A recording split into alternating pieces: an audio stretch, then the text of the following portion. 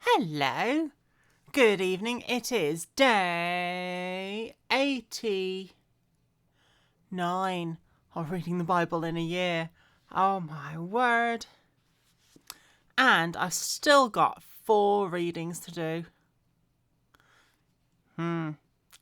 This is going to be fun. And I start with 1 Samuel chapters 23 and 24 for the first reading. Are you ready? Let's get started. David saves the city of Keilah.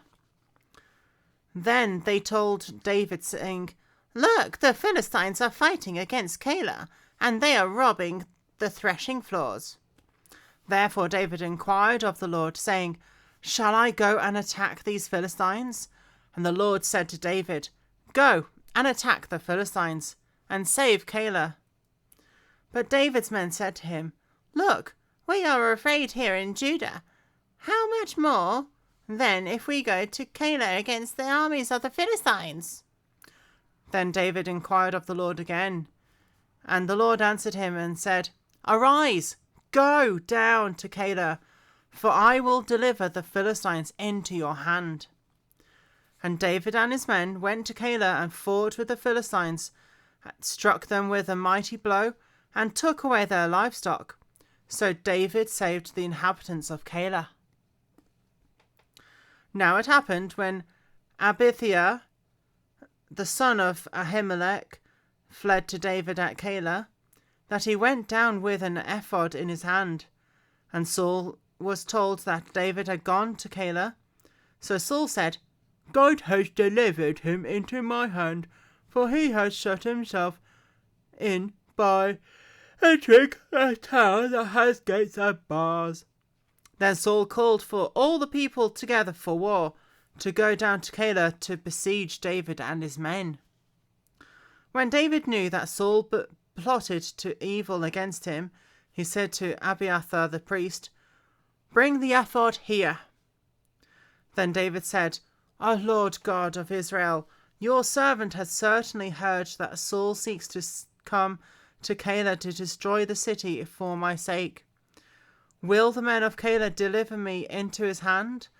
Will Saul come down, as your servant has heard? O Lord God of Israel, I pray, tell your servant."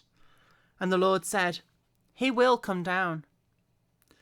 Then David said, "Will the men of Keilah deliver me and my men into the hand of Saul?" And the Lord said, "They will deliver you." So David and his men, about 600, arose and departed from Keilah, and went wherever they could go. And then it was told Saul that David had escaped from Keilah, so he halted his expedition.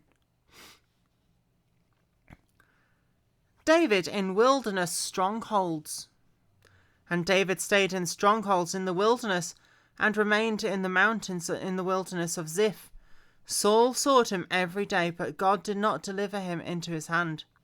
So David saw that Saul had come out to seek his life, and David was in the wilderness of Ziph in a forest. Then Jonathan, Saul's son, arose and went to David in the woods and strengthened his hand in God. And he said to him, "Do not fear the hand of Saul. My father shall not find you.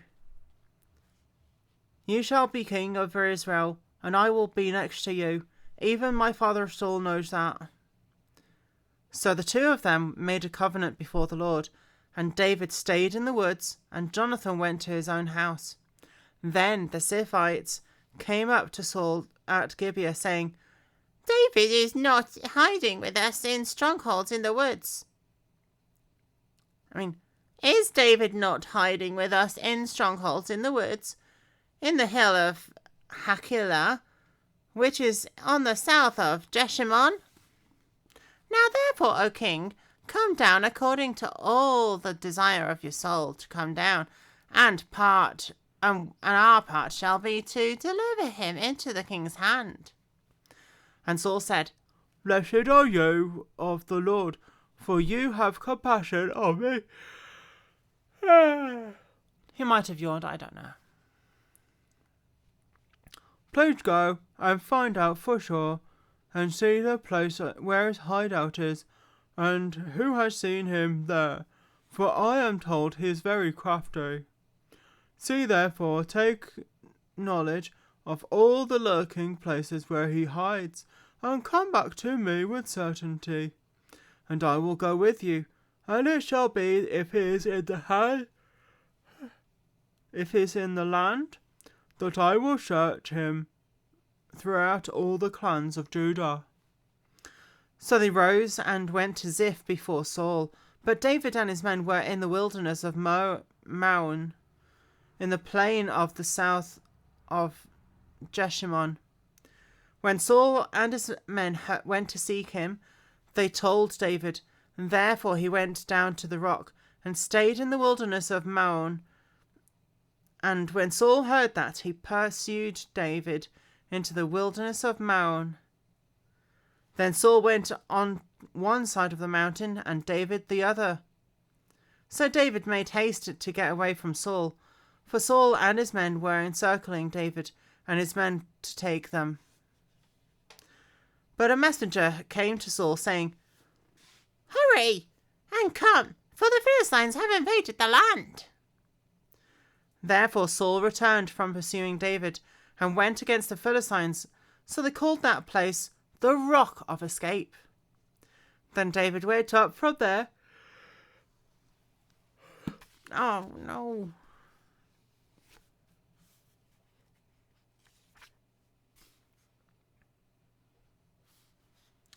Then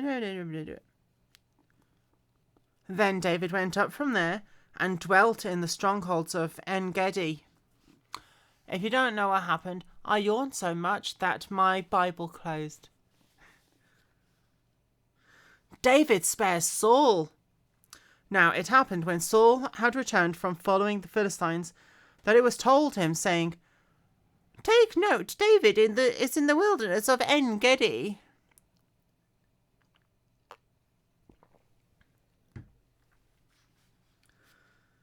Then Saul took 300 chosen men from all Israel and went to seek David and his men in the rocks of the wild goats. Is that what En-gedi means?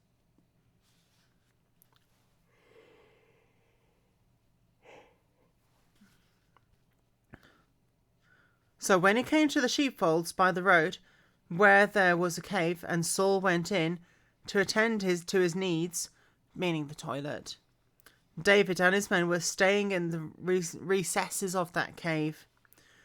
Then the men of David said to him, "This day of which the Lord has said to you, Behold, I will deliver your enemy into your hand, that you may do to him as it seems good to you." And David arose and secretly cut off a corner of Saul's robe. Now it happened afterward that David's heart troubled him because he had cut Saul's robe. Well, he could have killed Saul, but he didn't. And he said to his men, "The Lord forbid that I should do this thing to my master, the Lord's anointed, and stretch out my hand against him, seeing he is the anointed of the Lord." So David restrained his servants with these words, and did not allow them to rise against Saul. And Saul got up from the cave and went on his way. As I said, toilet. David also arose afterward and went out the cave and called out to Saul, saying, "My lord and king." And when Saul looked behind him, David stooped with his face to the earth and bowed down. And David said to Saul, "Why do you listen to the words of men who say, 'Indeed, David seeks your harm'? Look, this day your eyes have seen that the Lord delivered you today into my hand in the cave, and someone urged me to kill you. But my eyes spared you, and I said, I will not stretch out my hand against my Lord, for he is the Lord's anointed. Moreover, my father, see the corner of your robe in my hand, for in that I cut off the corner of your robe, and I did not kill you. Now, know and see that there is neither evil nor rebellion in my hand, and I have not sinned against you. Yet you hunt my life to take it. Let the Lord judge between you and me, and let the Lord avenge me on you. But my hand shall not be against you. As the proverb of the ancients say, wickedness proceeds from the wicked. But my hand shall not be against you. And after whom has the king of Israel come out? Whom do you pursue? A dead dog? A flea? Therefore let the Lord be judge, and judge between you and me, and see and plead my case, and deliver me out of your hand. Yeah, David was calling across like a field or something.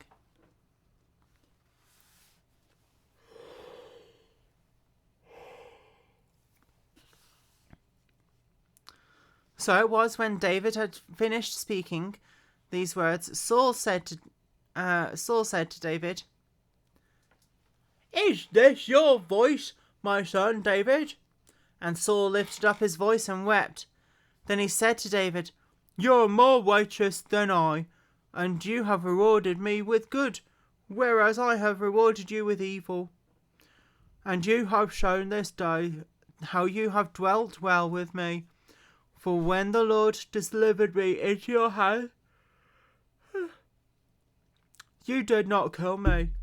For if a man finds his enemy, will he let him get away to safety? Therefore may the Lord reward you with good for what you have done to me this day.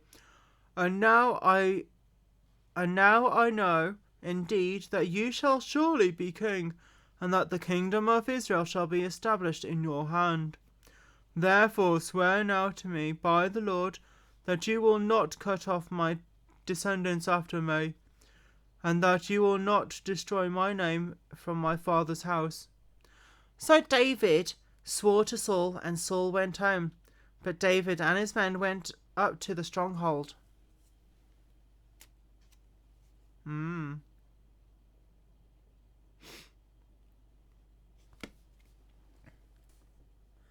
Wow. Yeah.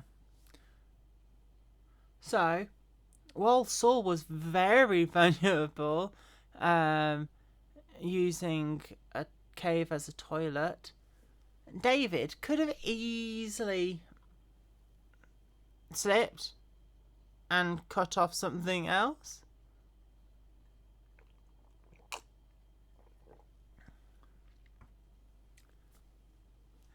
From Saul. So, yeah, David's not the bad guy. I will stop there for this reading, and I will see you in a couple minutes for reading number